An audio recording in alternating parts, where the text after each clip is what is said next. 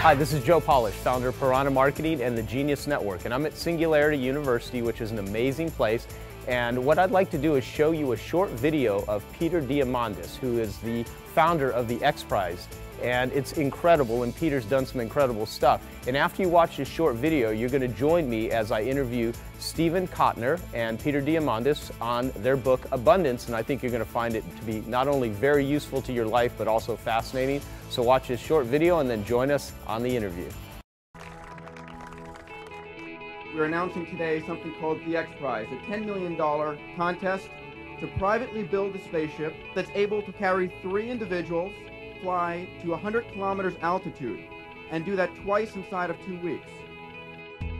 By defining a challenge, Diamandis ignited a new race to space. And though at first he wondered whether anyone would enter, we're based in Mojave, California, Israel, Oklahoma, his call to arms opened the floodgates to rocketeers around the globe. Dallas, Texas. I have never been myself as creative as I have eyeballing this goddamn prize.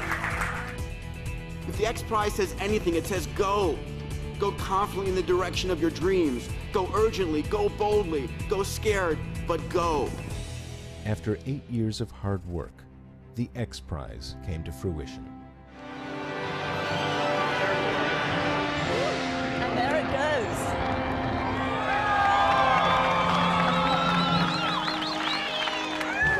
Release arm fire.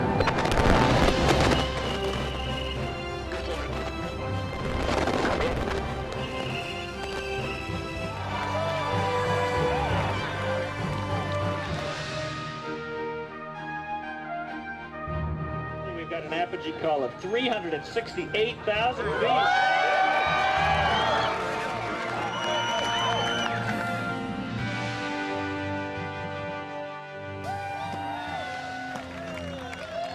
Ladies and gentlemen, today the winners are the people of Earth. Today we go to the stars. Today we make history. The Automotive X Prize is a $10 million prize to teams that can produce production-capable, safe, clean, and super efficient vehicles. Vehicles that can exceed 100 miles per gallon or its energy equivalent. We're not talking about concept cars. We're talking about real cars that consumers will want to buy. We welcome you along on what's going to be an incredible ride. Thank you so much. Diamandis' greatest challenges and opportunities lie ahead in so many high-tech fields, as his efforts lead us ever farther down the road toward the private spaceflight revolution. What started as a childhood dream to fly to space has brought all of humanity closer to the stars. The best way to predict the future is to create it yourself.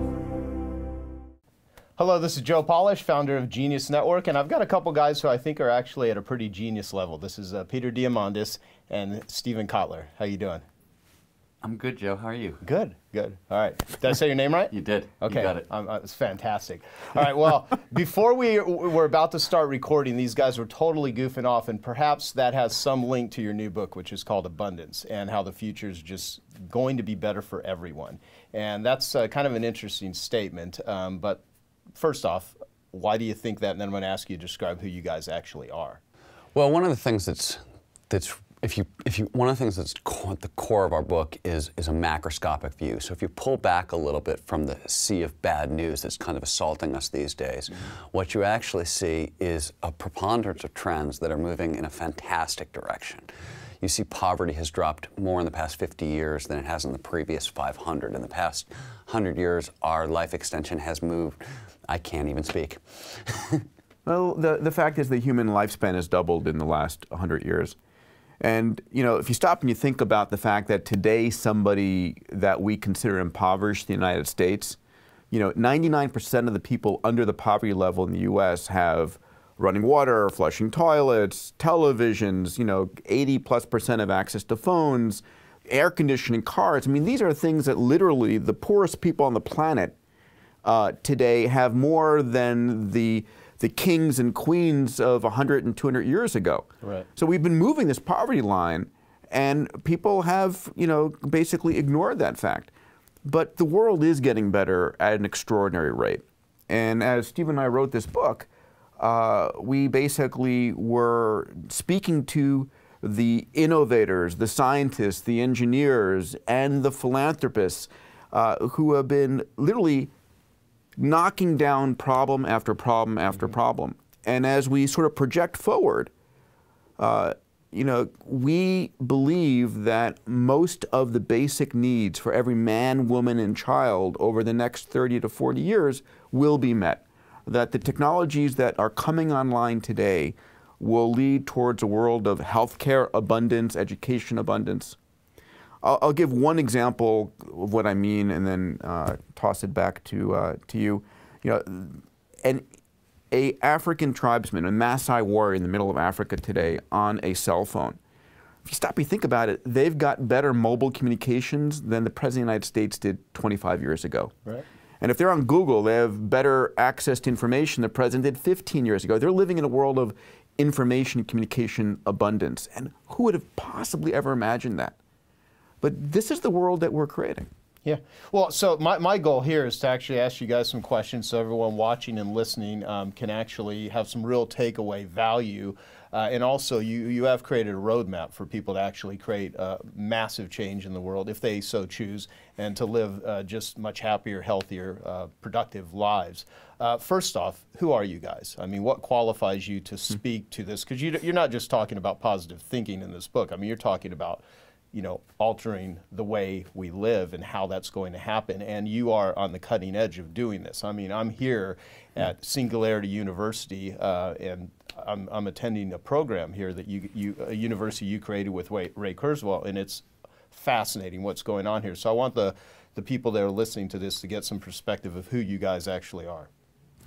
You first. Okay, so I serve as the chairman and co-founder of Singularity University, which is really an institution built to teach people like yourself about all the exponentially growing technologies that are, you know, what's in the lab today, what's coming to market in 2, 5, 10, 20 years in AI, robotics, nanomaterials, human-machine interface, medicine, computational systems, networks, all of these areas that are really transforming our planet.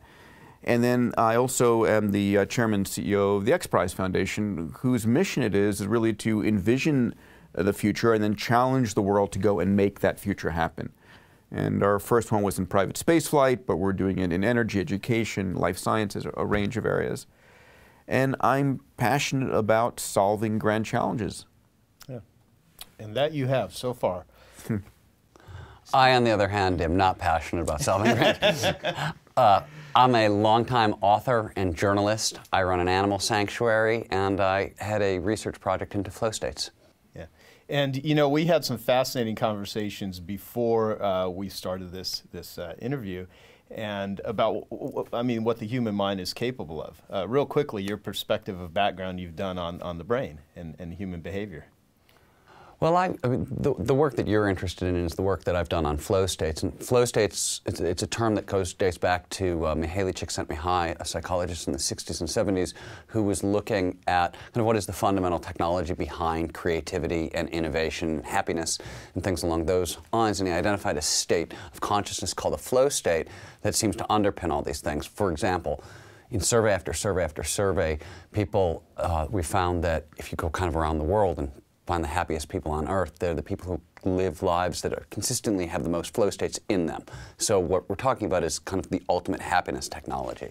And unfortunately, it's kind of a black box technology. We don't really know how it happens in the human brain. We have very, very little work at this point on it. But, you know, I'm part of an organization that's trying to reverse engineer flow states. Yeah, well, I'm glad you said that, because I think that really much leads into abundance. I mean, if someone's actually going to live in a state of abundance, I think they have to first believe that that's even a possibility, and to live a life according to that. It's definitely something we spend a lot of time in the book talking about kind of the neuroscience of abundance and the psychology behind abundance. And one of the things you find out if you kind of look at the human brain is we're not wired to process good news. We tend to be local optimists, so we have what's called the psychological immune system. We overestimate our own, you know, our chances of winning the lottery, our chances of getting a job, our own attractiveness, our own intelligence, things like this. We're very, very optimistic about our own self.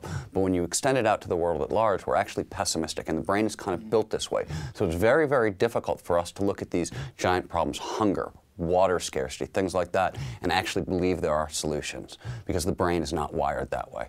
Yeah, well, so you guys, in one of the chapters in your book, you actually talk about why do some people perceive the world to be so bleak, and you talk about loss aversion.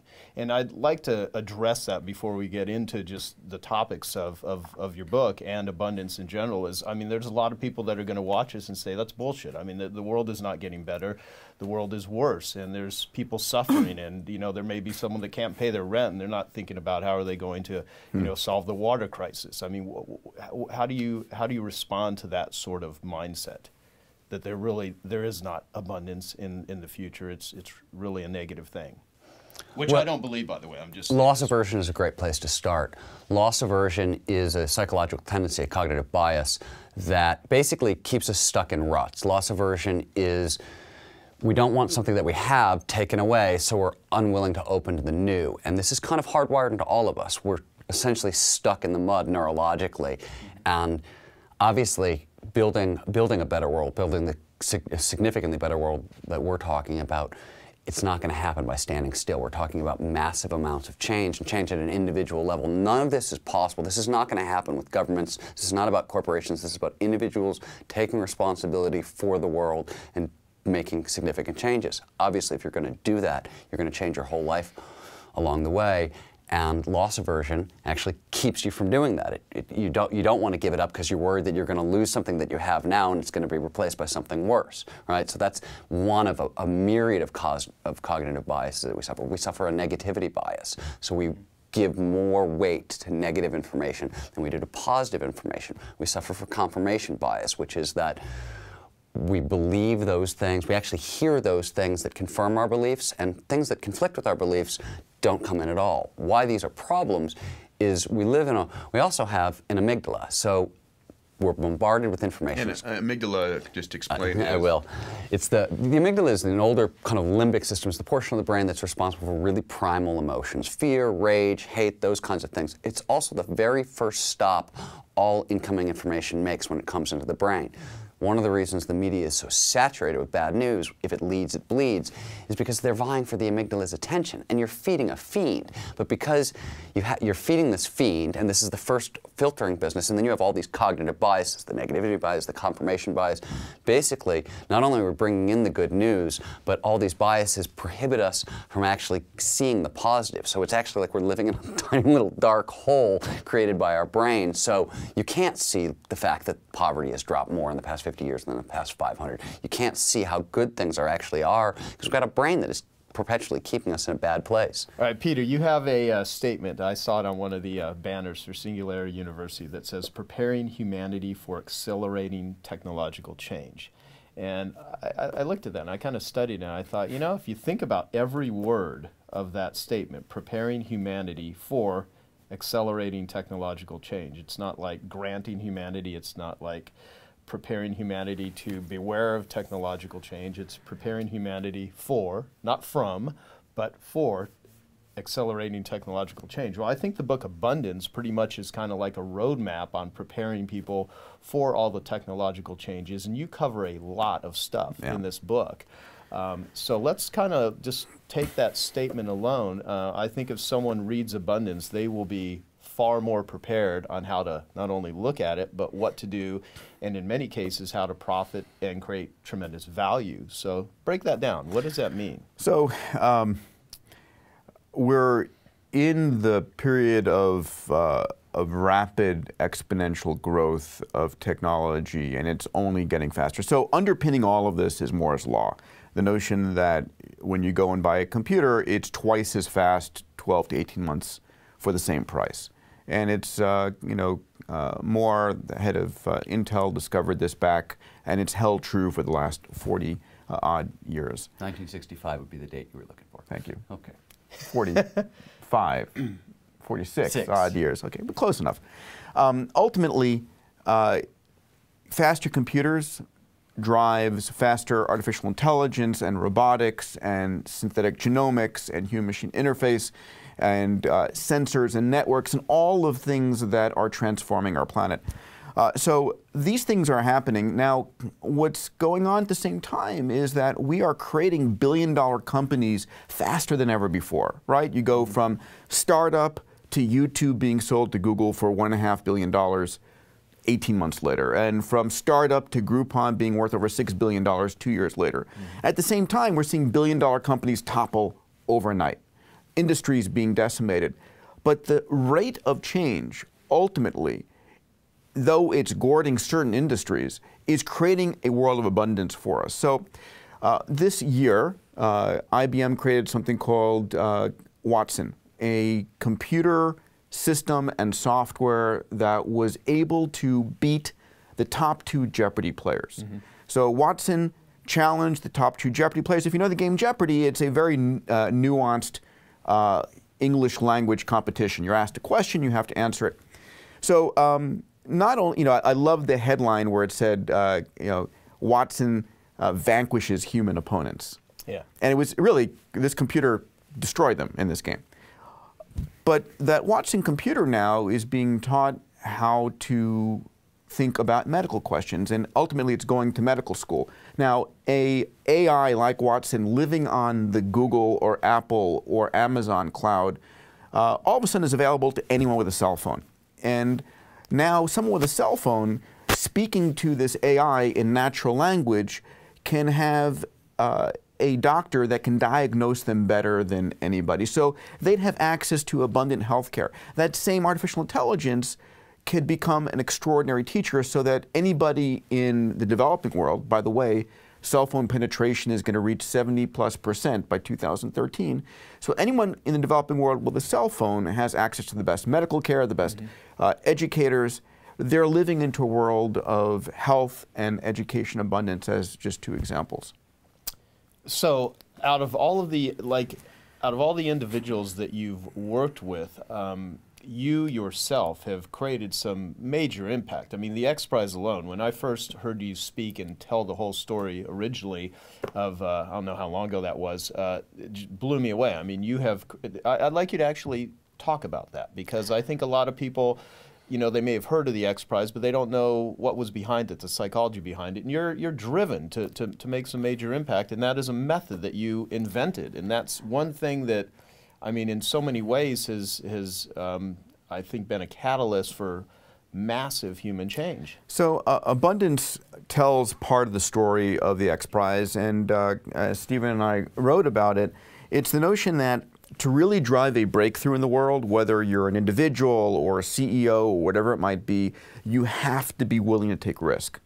That to really drive a true breakthrough, the day before something is really a breakthrough, it's a crazy idea. If it weren't a crazy idea the day before, it wouldn't be a breakthrough, it'd be an incremental improvement. So I asked the question, in companies and organizations and governments, where do you allow crazy ideas to bubble up and be tried, potentially fail, but if they succeed, become a breakthrough? So for me, I wanted to create a breakthrough in spaceflight because I've been since a child passionate about opening the space frontier. I think it's humanity's ultimate future. And so I knew that my chances of becoming an astronaut through the US government was extraordinarily slow. I like to joke and say I had a better shot at becoming an NBA All-Star at 5'5" than becoming an astronaut. Right. So ultimately, I pulled together a $10 million prize funded by a wonderful family, the Ansari family, Anusha, Hamid, Amir Ansari, and offered that $10 million to the first team who could build a private spaceship to carry 3 adults up into space, come back down safely, and within 2 weeks make that trip again. We had 26 teams around the world who spent $100 million to try and win this $10 million prize. And incredibly, it worked. And on the heels of that success, we said, let's identify other grand challenges that need solving, where a prize could incentivize teams to go and attack that problem. So we're looking at X prizes in energy, environment, healthcare, exploration, in a multitude of areas. And it's the notion that, the world of abundance that we want to create solving food, water, energy, health, education, and so forth, are really a matter of driving the breakthroughs required to provide that to the population. Yeah, I mean, I think it's a fascinating model. You've carried it on to all kinds of different areas, and I think that alone, you know, I think you'll accomplish many things and already have in your life, but I think that alone is just such a massive breakthrough. And what I think is great is this whole book, Abundance, is really built around breakthrough. So I want to ask you about 4 areas. You talk about 4 forces that will solve our biggest problems: exponential technology, the DIY innovator, which is do-it-yourself, the techno-philanthropist, and the rising billion. So I'd like to have you describe what those things are. You want to grab? Yeah, I'll jump in. So the DIY innovator is a great place to start. Because of the accelerating rate of technology, for the very first time probably in the history of the world, individuals can solve problems that previously only governments or large corporations could do. And I mean, Peter's X Prize is a fantastic example. It was won by Bert Rutan with a team of 26 people, 30 people? Yeah, and $26 million, they put a man into space. This is something that took $300 billion, is my number correct? A lot of money for a lot of money for the U.S. government privately, and here we are 30 years later, and one guy and a small team of innovators is doing this. We're seeing the same kind of progress that Bert made in space opening up in the medical frontier. Craig Venter beat the United States government in the race for the human genome, and it was, I mean, it was a, you know, when NIH announced the Human Genome Project, they set aside $10 billion and they gave it 15 years. Venter, obviously he built on some of the work that came before, but he came in and did it in under a year, relying on exponentially growing technology, a whole new generation of gene sequencing technology, and a new highly kind of technical approach called shotgun sequencing, made possible because of the exponential growth rate of technology. And he accomplished what the government couldn't do, and he did it for $100 million. You know, in under a year. And that same technology that he spent $100 million on, here we are, this was in 2000, it's 11 years later, and it's $4,000 now. So anybody who wants to play in gene sequencing can suddenly has access to the technology. This whole kind of change has empowered DIY individuals like never, ever before. So individuals can actually take on ground challenges and really solve them for probably the first time in history. I'll pick the rising billion as a force. You know, people speak about the bottom billion, the bottom of the pyramid, and we've given them a different name in this book. I call them the rising billion. And it's because... We're going to call him Fred. But we've decided the rising billion is it sounds better. It does sound better. So if you, going back to what I commented earlier, that cell phone penetration is growing exponentially. You know, roughly in Africa and the developing world, we expect it to exceed 70% by 2013. And an individual on a cell phone, if you think about it, has extraordinary capabilities. Not only the information access and the communications access, but if they're on an Android phone or the equivalent, they've got access to hundreds of thousands of applications. And these applications, like just think about GPS that you might have. If you went back 20 years to buy a GPS, would have cost you tens of thousands of dollars. Today it's free. So in this book, we did a little estimate of, you know, pick 30 applications and go back and price those 30 applications that you now get for free on your Android phone and price it what it would cost you 20, 30 years ago, and it was well over $1 million. So someone who's living on $2 a day literally has access to millions of dollars of capability on their cell phone. So they are a rising billion. In other words, they are rising in their ability to add to the economy, to consume, to produce. Another fact along this line, in 2010, we had about, of the world's population, 23% had access to the internet. By 2020, just 8 odd years from now, we're going to have on the order of 2/3 of the world. We're going to go from 2 billion people connected to about 5 billion people. 3 billion new minds are getting connected to the internet. What will these people want? What will they consume? What will they produce? What will they invent? So they're a powerful force for the world, and that's why we call them not only Fred, but the rising billion. You also, I mean, one of the other things that Peter alluded to earlier is it's not just 3 billion new minds coming online. We have things like the Khan Academy. All of MIT's coursework is now online. There's massive educational opportunities. So not only are these people coming online, they're coming online and they're educating themselves. We learned kind of the hard way, one of the aid failures of the past 30 years has been just dump money into the third world and see what happens. And it was a massive, massive, massive failure. One of the lessons of there is you have to empower the individuals. You got to do it in country. You got to start at the bottom with their needs, their desires, and what they want to do. These technologies are allowing these people to actually solve their own problems for the first time. And their solutions, because a lot of the markets that they're being developed in are a little more, shall we say, pliable than, say, the rigid structures that are in America. So a lot of the solutions that are coming out of the third world are going to be things that we need here in the first world. They're going to be the things that save our asses here. And they're also going to be very cheap because that's all they can afford, and so we get to benefit. So for example, this year, for the first time, there's a $35 Android tablet that is being sold and distributed in India. And now here in the US, you can buy a $35 tablet if you want. Why? Not because we designed it for ourselves, but because it was designed for the rising billion, and we get the benefit of that. Gotcha. Okay. Well, so what you're saying is there is a massive amount of capabilities that are every day becoming more readily available to everybody, and it's a matter of doing something with it. Now, a lot of people, if they lack confidence, if they lack gratitude, they're not going to see the world through the lens of abundance, and you both are very much viewing the world that way. If someone does not have that perspective, with all of these capabilities and all of these resources available to so many people, still not to some, but to so many people, what does someone need to do in order to, I guess, profit from and be in a belief state that, you know, yeah, this is possible. The world is getting better. And I'm playing devil's advocate here. I guess read the book would be the answer. I think read the book. Well, see, that was a trick thing. Of course, read the book. Yeah. I think actually, I mean, if you really want to help the world, buying 3, 4, 5, 6, 7 copies of the book actually is probably the best thing. No more than 10. It's limited. More than 10. It's limited to 10. There's a line there. Well, I mean, will they truly learn that from the book? Let's talk about what's, and I do want to talk about the other two, but we'll come back to that. What will people really learn from Abudance? I mean, how?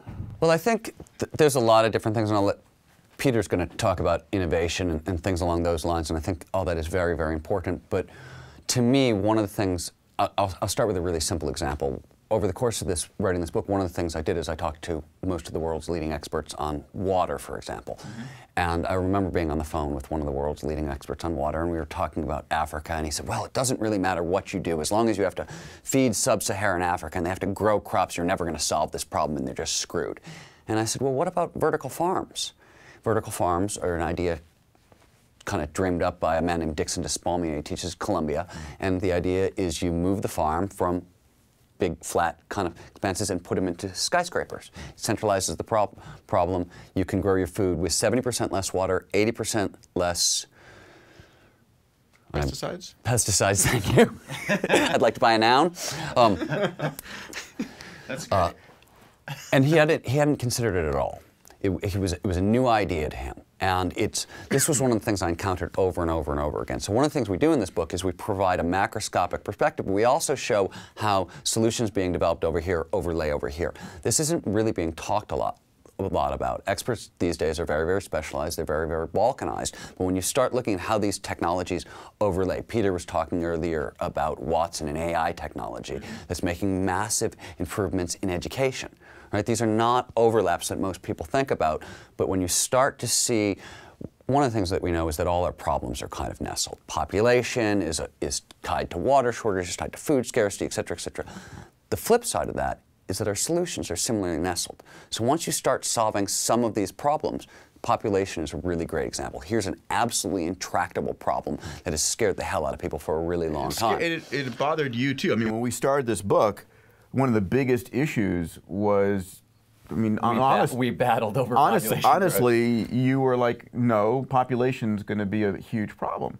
And how he won that fight is he kind of bludgeoned me with data coming out of healthcare and education and things like that. And what I started to realize very quickly is if you want to drop population numbers drastically, the easiest way to do it is to raise child mortality. There's other things you can do. Child mortality? Yes, you need to kill more children. Excuse me. You need to lower child mortality. As child mortality drops, as healthcare improves, there's a direct correlation to population, and it drops precipitously and quickly. Within a generation, Morocco went from having 8 babies per woman, roughly, to 3. That's very, very fast. That's a massive decrease in population. It happened because infants were living longer, children were living longer. A number of other things. Liberating women helps a great deal. There are a couple other factors here. But what I started to realize is that the solutions are similarly nestled. And it wasn't just, I was looking at, oh my God, we've got population here and water here. No, no. They're all really tightly woven together. And the experts I was talking to actually had no idea. So one of the things that we're looking at in this book is how do all these things mesh together in a really, really big way. Another force that we talk about in the book is the techno-philanthropist. So today, more than ever, there is a huge amount of wealth that's been created from people in the technological arena. You know, the proverbial Steve Jobs, Bill Gates, and so forth.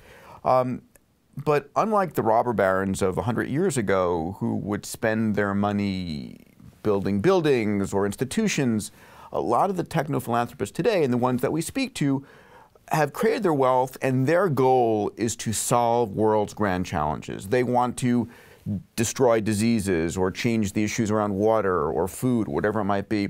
And so there's a huge amount of capital available to focus on creating a world of abundance. So that is a force. It's independent of governments, independent of political cycles. It's people who say, I see a problem and I'm dedicating my capital and my career to getting rid of it. So a point in case is Bill Gates and malaria. Mm-hmm. And Jeff Skoll is another great example of this. These are not, you know, Andrew Carnegie built a lot of libraries. He built 2,500 libraries, a fantastic thing. Jeff Skoll is going after nuclear weapons. There's a difference in scale here. And unlike the robber barons of old, it's not just that people are throwing their money at the problem. That's one way of solving the problems, and you know, it made a dent. These people are getting actively involved. Bill Gates, the guy who built Microsoft, is now putting his brain, his talent, his minions also on these problems. It's no longer, you know, I write the check and then I'm done. Now it's I write the check and that's just the beginning.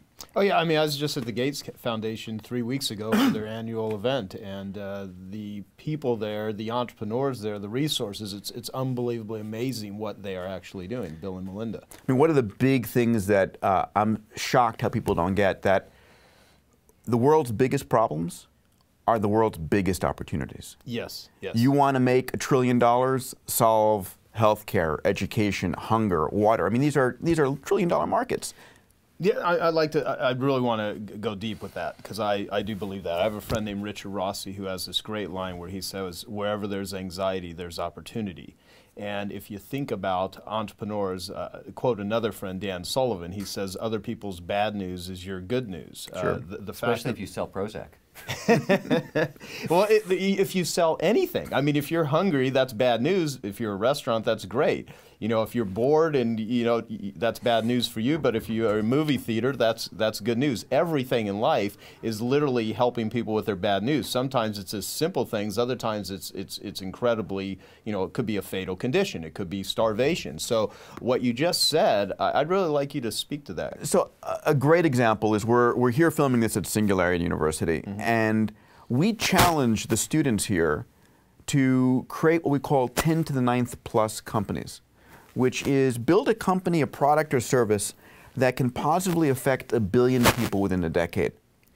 And what we teach them about is, what are the world's grand challenges? Where are the biggest problems that exist? Because that's where you should be building these companies.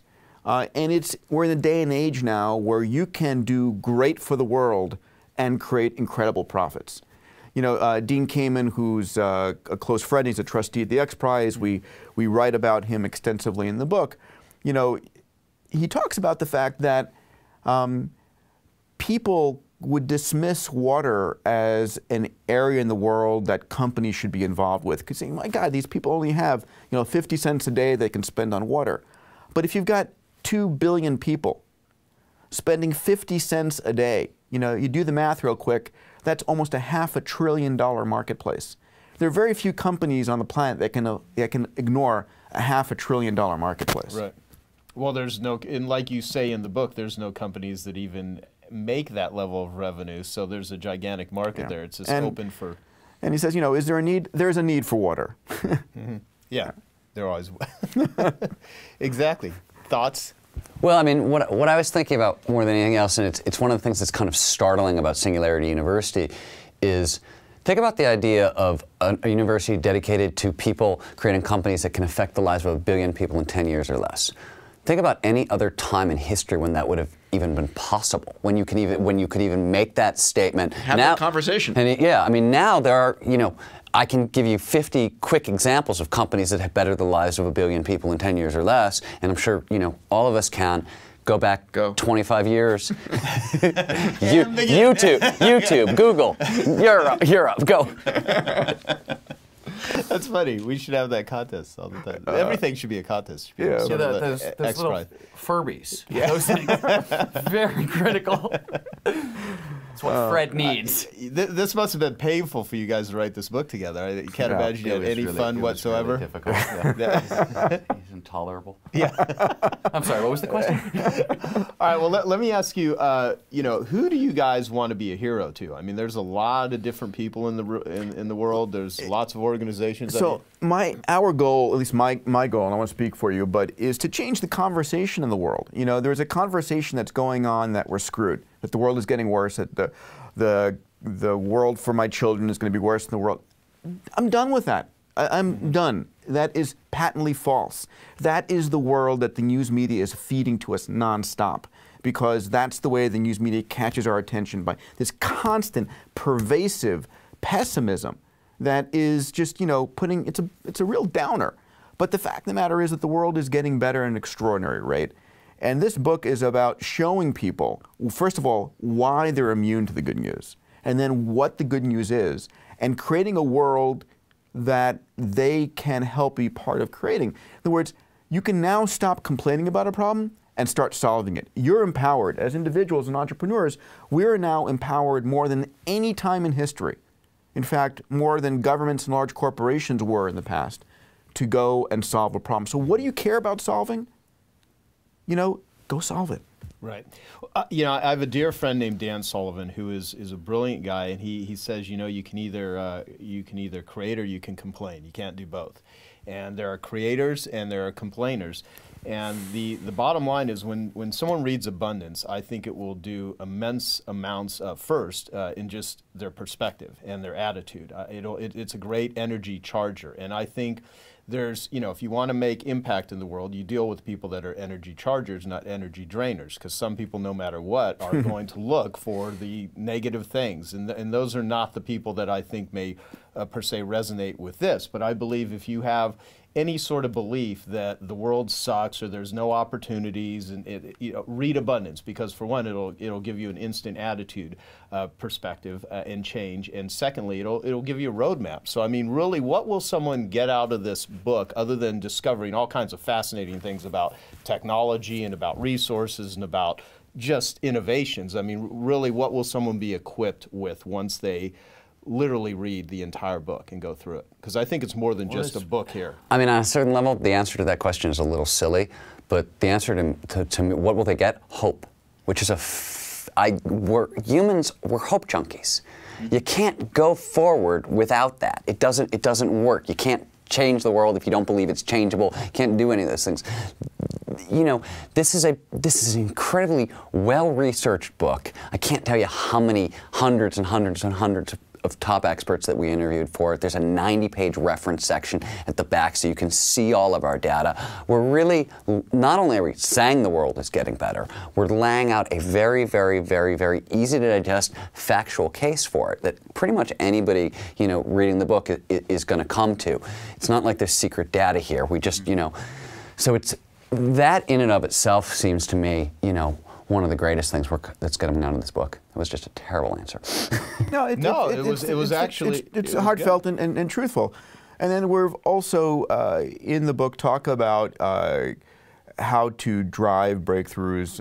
There are a few chapters on the use of incentive competitions, the use of approaches to allow in your organization for you to take bigger risks and create an innovation culture, which is a critical part of this. And ultimately, you can find out how, you can explain to your friends and family where the world is going, but most importantly, you can figure out where you want to get involved.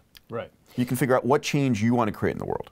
And what I think, what you just said too, what I think is really important is whenever you find yourself in a conversation with naysayers and where people that just really want to complain about how bad things are, I think you will be absolutely equipped, having read the book, with really knowing that the world is in the greatest state it's ever been, and the opportunities are endless. The amount of people that are out there doing good things is huge. And growing. Yeah, and you guys are catalysts to that. And one thing I will say as a plug for Singularity University, I'm only 2 days into Singularity University, the executive program here, and it is absolutely mind-blowing. I mean, I hang around a lot of smart people. I've read over 1,000 books. I'm pretty good in a couple of areas of business. And just my perspective on things has been massively shifted in just a couple of days. So you got 5 days ahead there. Yeah, I know.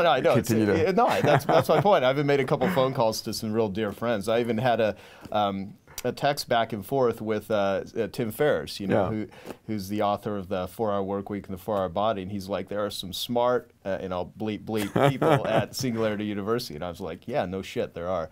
And so basically, check out singularityu.org and get the book Abundance. You can get it anywhere. Go on Amazon and get yourself a copy of Abundance. And any final words? I mean, how do you guys want to be remembered? What would you really love to see happen as a result of the publication of Abundance? I think Peter was right. I think we want to change the conversation. That would be a great place to start. Yeah. I want people to be able to, in a palpable, measurable way, have the conversation that says the world is getting better. This is where I'm plugging in to make it better for the next generation. And I'm going to stop complaining about problems and start solving them. Awesome. Any websites you want to give out for any further information for people that want to follow what you're doing? The book website is abundancethebook.org. .com, abundancethebook.com. Simple enough. We are going to be creating a crowdsourced site that will be part of singularityu.org, where we're going to be asking the crowd to identify continued evidence for abundance. One of the most difficult things we had was stopping the cutoff point of when we stopped collecting information. I mean, literally, there was stuff happening every day, breakthroughs in water and energy and food that we just wanted to continue to, I wanted to continue to put in. Also, I mean, as we're writing this book and more people, who know us, so heard about the book, they kept sending us emails about this technology is happening and this change is happening and this change is happening, and it was ridiculous. And Peter kept saying, "Can we put this in? Can we put this in? Can we put this in?" He's written cut off, man. He's written a few books before me. He said, "No, we got to have a deadline here." Done is done. That's great. There'll be a book really cataloging the ongoing evidence for abundance. A website, yes, that people can be part of to really have the confidence that this is happening and going forward. You want to tell them what the URL is? It'll be Evidence for Abundance. Wow, I like that. .com. .com. Okay, evidenceforabundance.com. Okay, well, what I want to give all of the listeners and viewers of this an idea, because this is one thing I'm going to be doing with Abundance next week.